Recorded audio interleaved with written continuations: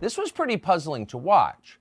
Whatever else January 6th was, and in some ways we still don't know exactly what it was not a Trump-led insurrection. The crowd had no guns. They had no plan to overthrow the government. Nothing like that has ever emerged. And above all, Trump was not leading it. He was miles away at the White House at the time, where he issued a public statement calling for calm and nonviolence. So why were the people on television telling us that Trump led an insurrection? This was, of course, a lie, but it was also a very obvious lie.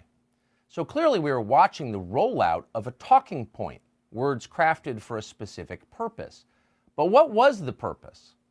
We got an answer to that question yesterday when the Colorado Supreme Court ruled that because he led an insurrection, Donald Trump's name cannot appear on the state's ballot next fall.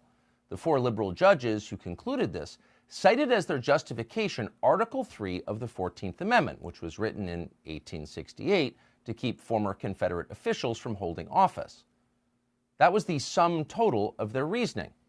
Despite the fact Donald Trump has never been convicted by any court of insurrection, and although the 14th Amendment specifically does not apply to the presidency, Donald Trump cannot run for president because he's an insurrectionist.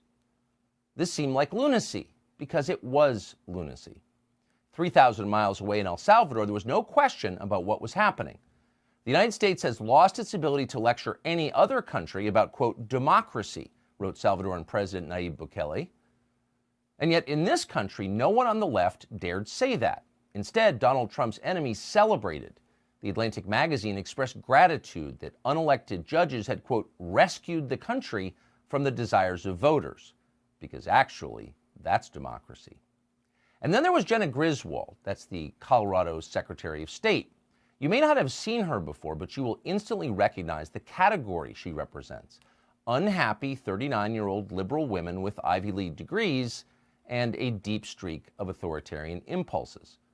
Here's Griswold on MSNBC last night explaining that a conventional legal process is no longer necessary for the left to get its way. No more trials or evidence or jury verdicts. An accusation made on television is now enough to remove a frontrunner from the presidential race. If Nancy Pelosi and Joe Scarborough call you bad, Americans are not allowed to vote for you. Watch. Look, I believe he incited the insurrection. There were big questions around Section 3 of the 14th Amendment, and the Colorado Supreme Court has weighed in a very loud way, making themselves clear. Frankly, we've never had a president try to steal the presidency and engage in insurrection ever before.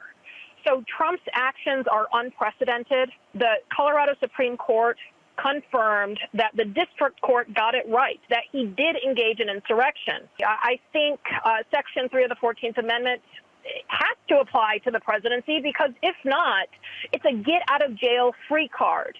And in a country of laws where no man is above another, we can't have one office be able to do whatever they want when it comes to rebellion and then be able to be seated in office again. None of this seems very American. All of it looks like the actual end of democracy. Because the flag still stands for freedom, and they can't take that